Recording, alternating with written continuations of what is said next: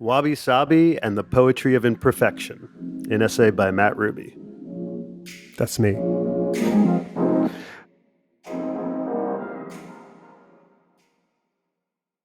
We need vocals auto-tuned. We need sitcoms laugh-tracked. We need talk show audiences pumped up with applause signs. We need writing apps like Hemingway to murder any extraneous syllables. We need our brows Botoxed and our photos filtered. Because heaven forbid we are forced to endure anything pitchy, a lagging beat, a joke that doesn't land, a split second of silence, anything less than supreme enthusiasm, an extra adjective, crow's feet, or wrinkles. We want perfection. Except we don't. We all see through it. It's not real perfection. Those robotic music tracks lack soul. Faces look most attractive when they can still express human emotions. We clock the difference between fake and genuine smiles.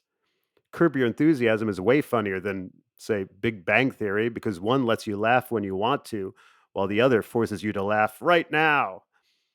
Plastic surgery doesn't make people look young, just makes them look like they're wearing a stretched too tight mask of a younger version of themselves. And imagine if you suggested something like the Hemingway app to Ernest Hemingway himself. He'd probably choke you. So, why all this make it seem perfect nonsense? Fear. We're afraid of displaying our faults or anything that reeks of mistakes. So, we choose the compression of fakery as a way to get over. I lie and you lie, and then we all pretend we don't see each other's lies. But it's not working. And there's another way. Wabi Sabi. According to artist and writer Mike Horry, Wabi Sabi is, quote, about finding the beauty in imperfection and experiencing an awareness of the transience of things. It's a concept rooted in Japanese culture and Zen Buddhism. According to author Taro Gold, it acknowledges three simple realities. One, nothing lasts. Two, nothing is finished. And three, nothing is perfect. I've been a fan of this concept for a while. Let me share a few steps on my own personal Wabi Sabi journey. I've had a chipped front tooth since an accident in second grade gym class. And for years, I had a cap on it, and my teeth looked, pretty much perfect. And then one day I was in Peru and the altitude was screwing with me. And for some reason, I sneezed super hard. And then I looked in the mirror and noticed my cap had fallen off. There I was, face to chipped tooth with what I really look like, and without access to my dentist for another month. So I lived with it. And by the time I got home, I just figured this is how I look now. No one really cares anyway. It's character, I figured. Omar on The Wire, he's got his scar. Meanwhile, me, I've got my chipped tooth.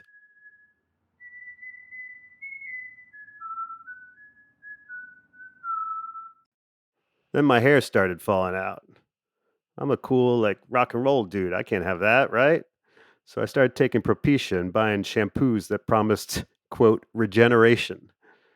But then I began wondering, when was this ever going to end?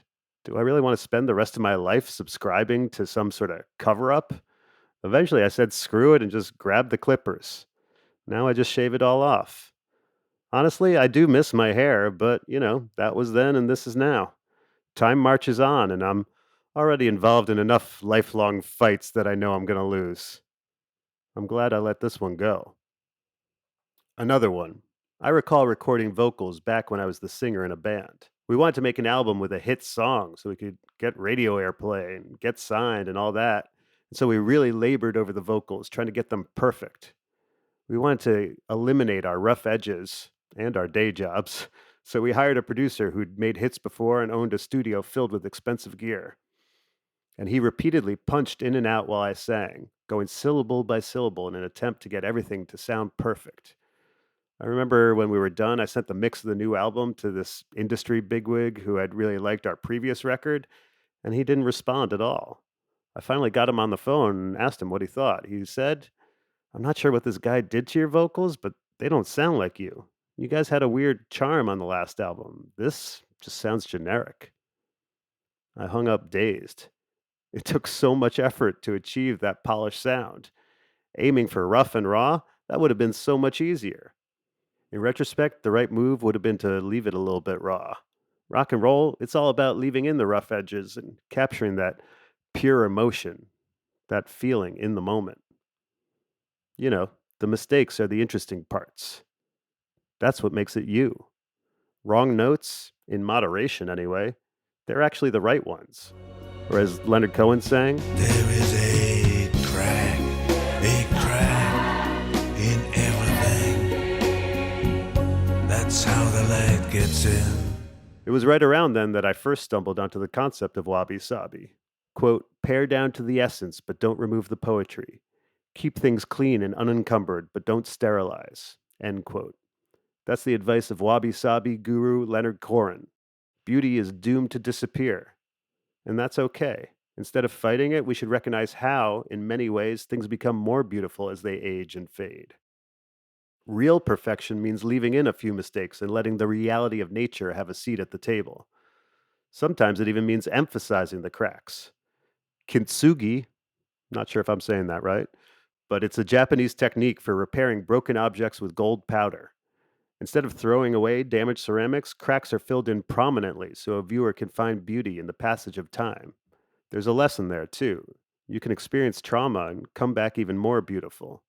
It's not a scar, it's a feature. Author George Saunders has described how Wabi Sabi influences his writing process. He writes, quote, one of the dangers of overworking something is that it can come to feel, well, overworked. The reader or viewer may feel left out of the process, as if the artist was performing for himself or herself only. End quote. This concept resonated with me recently as I was filming my substance comedy special, which involved doing 4 sets on 4 substances: sober, drunk, high, and shrooms. I kept having to ask myself questions. Why am I doing this? Do I want to do material or do I want to riff? Do I want to present hone crafted bits or do I want to see what arises in the moment? What kind of comedy do I truly love? Should I strive to be in control or surrender to the moment? And which one of those ways is selfish and which one is selfless? The conclusion I came to, after both rough and great sets, is the answers are fluid. When things are too tightly controlled, it feels claustrophobic. When they're too loose, it's ramshackle. With stand up, each moment is giving you feedback about whether you need to tighten up or let it go. You're trying to catch a wave and see how long you can ride it. But also, it's up to you to create those waves in the first place. So it's a constant process of dialing in what you want. It's usually pretty lame when a stand up set feels completely unprepared, but I also don't like it when you pound a set into the ground until it feels lifeless. What I want is preparation meets spontaneity. How much? It's shifting all the time and depends on the moment. The goal, be extraordinarily prepared but completely open to happy accidents. You get it right by constantly adjusting to all the things that inevitably go a little bit wrong. Because were they actually wrong? Or is perfectionism just another form of ego? I once visited the temples of Angkor Wat in Cambodia. For centuries, these temples were covered over in growth. The forest had won. And then they were discovered, cleaned, and opened to the public. Visiting them is a mind blowing experience, especially the main temple, which is enormous and feels otherworldly. However, the temple site that stuck with me the most is a much smaller one. It's one they left wild. There, the trees weren't cleared away. Instead, they dance with the stones. They grow in, around, and through the site, evoking what it must have been like when explorers stumbled upon it centuries ago. Man meets nature, and this time, nature was allowed to win. At no point while I was there did I wish they had cleared the trees away. Instead, I was thankful that, out of the dozens of temple sites, this one was left natural. Roots and trunks were allowed to run roughshod over the structure. And something about that makes that site feel even more special, like it represents the beauty in the relationship between time, man, and nature. Wabi Sabi, baby.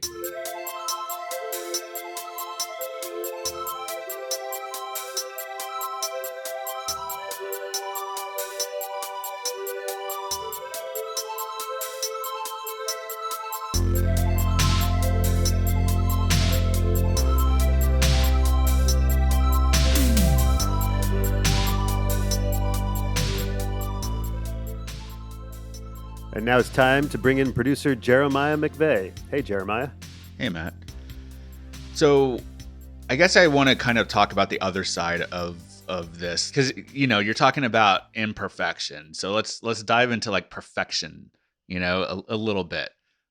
Have you ever considered yourself at any point in your life before you adopted this philosophy a perfectionist? Because like I've heard, you know, perfectionism used, I don't want to say as an excuse because I do think there's a correlation, but as a reason, I guess, for procrastination. It's a reason that people never finish things, and if they're an artist or trying to be an artist, it's a reason that they never actually fulfill that goal of whatever their art is and actually release it into the world. And I know you're someone who strikes me as being prolific from knowing you and seeing what you do.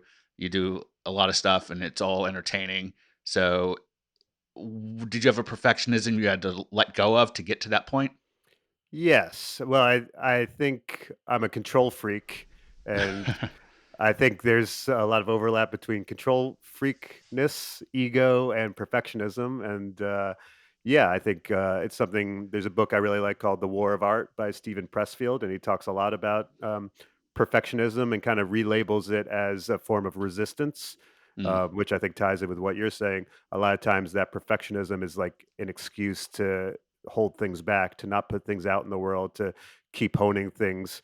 For me, the perfect example is Chinese Democracy, that Guns N' Roses album that Axl worked on for like 11 years. And it's like, I don't think after year 5, this album's getting any better. I think what's actually happening is this is a manifestation of mental illness under the guise of like, no, I just need it to be perfect. And I think some form of that happens a lot within creativity and putting things out in the world. I also think sometimes the best way to judge a piece of art or whatever you're creating is by getting real world feedback, and you know that sooner than later by releasing it to the world. Or I think this part of why I love stand up so much is you get to iterate. So you get to put something out, quickly, even like it could be the same day that you thought of it, and you see how an audience responds, and then you can kind of hone it over time and repeat it and craft it, which is obviously harder to do if you're a filmmaker or something like that.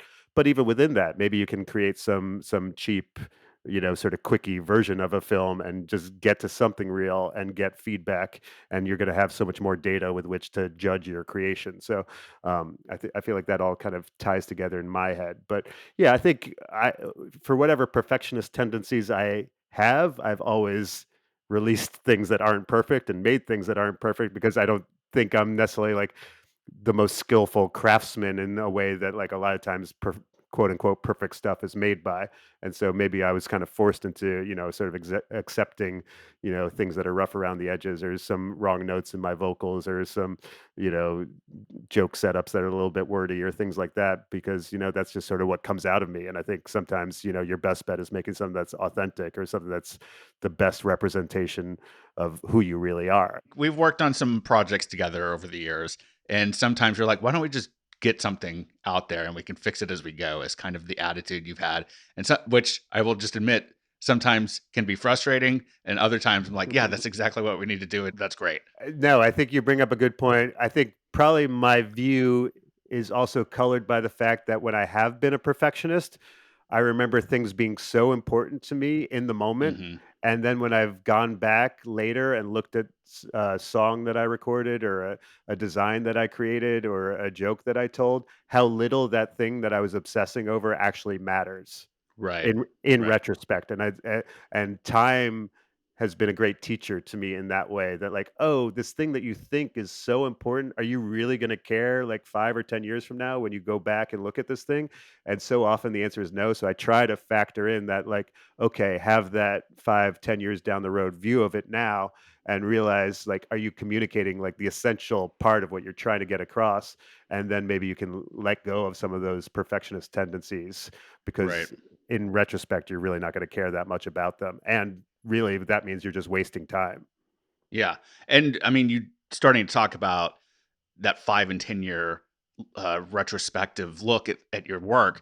That reminds me of the idea of like, you know, if you don't dislike what you were doing 5 years ago, are you advancing in your craft or your art? You know, and I guess it also just makes me think of the modern state of things as a creator, whether you're a producer in media or you're an artist of some sort, a comedian, a musician, whatever. It seems to be that the idea that more is better is spreading across all of those landscapes. And I mean, I've heard you kind of touch on it, I think, of, you know, you have to just constantly be churning things out. You have to have something new up on your YouTube channel just to keep people plugged in and interested. And I don't know, it's just the way things are now. Like there's not room for perfection, maybe. Yeah, I mean, I think it's part of why I'm thinking of like, podcasters or YouTubers or influencers. Part of what people are connecting to is that there is this authenticity to them, or they do feel like, oh, I feel like this person's my friend, or like I really know them because there is sort of this purity to like when you're Howard Stern is a great example to me of like if you're generating dozens of hours of content every week, eventually the real you is going to come out. Like Right. you just can't wear a mask for that long unless you're really like some sort of uh, you know, sociopath, I guess. But so I think there is something to that of this. What we're seeing is this like deeper connection that people are feeling for these people who are creating stuff. I do think it's a little bit rude to audiences, though, on some level. I think of like so you have comedians who are podcasting and putting out 5 to 10 hours of content every week versus a comedian like George Carlin who would hone 1 hour of material for a year and that's it. And to me, there's something gracious and more selfless in that sort of artistic release schedule, for lack of a better term, of like honing something till it's like the Sure. best thing it can be and releasing it, and then saying nothing. Unfortunately, that seems very out of step with the times we live in right now. So Right. That's my point. Is like you can't get away with doing that, it seems like, anymore. Like if you just sit on your laurels, so to speak, and hope that people will still be there when you're ready to put out that thing you honed, they might not be. I mean, some people they will be, but if you're someone on the grind, you know, is that going to work? yeah, and I don't know if there's any quote unquote right answer here, but like if I had to throw something out, it might be sort of being involved in two streams at the same time, which is creating that sort of overflow of content that keeps you on people's radars that they can subscribe to and keep in touch and that you don't get lost, but also trying to have some tent pole sort of projects or things that you release that you're like, this is one of like the three best things I've done this year, and if you're new to me, start here, or like this is something Hmm. I'm proud of, or the 10 years from now sort of thing of in 10 years I can look back and be like, I made that and I'm proud of it. And if you want to know who I am and what I was doing, you should look at that.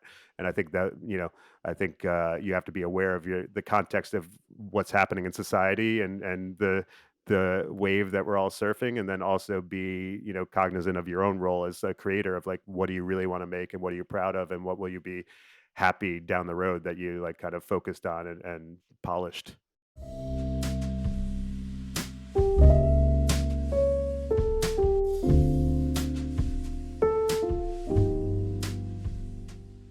And now for some quickies.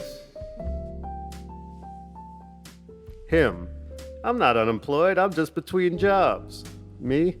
I get that. I'm not crazy. I'm just between therapists.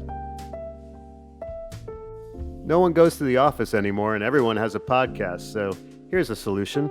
Just turn all the office buildings into podcast studios. It's crazy that we've decided the solution to our economic woes is legalizing weed and sports betting. How did America return to being a great empire? Oh, well, they ate 50 milligram gummies and then took the Grizzlies minus 3.5 against the Pelicans.